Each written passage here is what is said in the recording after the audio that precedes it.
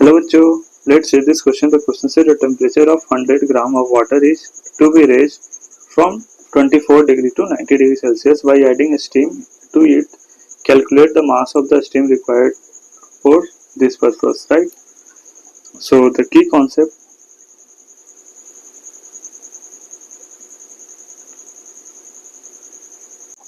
that is mass specific heat, right?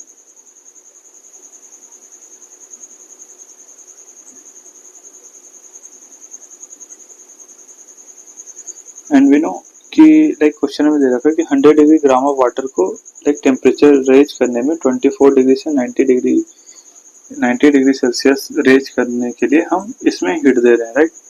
तो इतना 24 से 90 डिग्री रेज होने में कितना एनर्जी से लगेगा. सबसे पहले हम वो निकालते हैं, that is Q equal to M S delta T. Right. यहाँ से हम लिख सकते हैं m डेट इज 100 ग्राम दे रखा है क्वेश्चन में. राइट.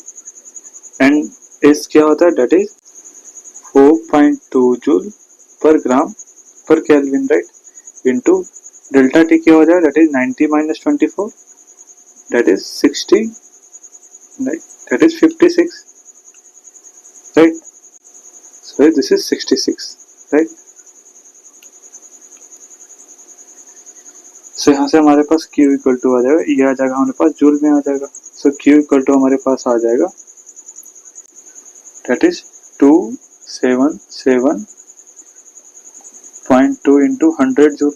राइट. सो यहाँ से Q इक्वल टू हम लिख सकते हैं 27720 जूल. राइट. नाउ इसे लाइक 20 to 90 डिग्री में लाइक हीट को रेज करने में लाइक 24 डिग्री से 90 डिग्री टेम्परेचर रेज करने में इतना एनर्जी लगेगा. राइट. और ये एनर्जी कहाँ से मिलेगा, डेट इज स्टीम से मिलेगा. राइट. तो स्टीम क्या करेगा, लाइक अगर हमारे पास ये है एंड स्टीम आ रहा है ऐसे, तो स्टीम ये एनर्जी दे करके क्या हो जाएगा, लाइक अगर स्टीम फॉर्म है तो वाटर फॉर्म में कन्वर्ट होगा, यानी यहाँ पे फेज चेंज हो जाएगा. Right. Right. And we know कि फेज चेंज में जो एनर्जी लगता है that is m into L के बराबर होता है. एल क्या होता है, that is latent heat. And जो एनर्जी जो ट्रांसफर होगा, जो फेज चेंज की वजह से जो ट्रांसफर होगा वो इसमें जाएगा. राइट.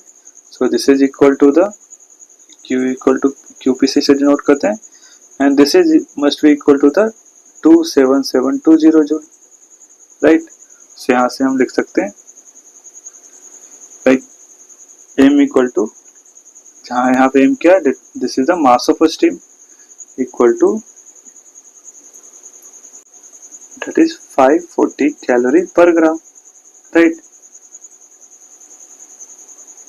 इक्वल टू ये इक्वल होना चाहिए, दैट इज Q के इक्वल होना चाहिए. Q means that is 27720 joule के इक्वल होना चाहिए.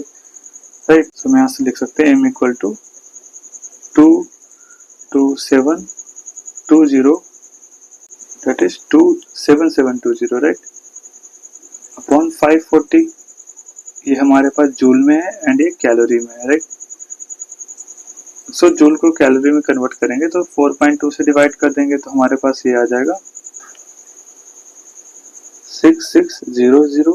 राइट. अपॉन 540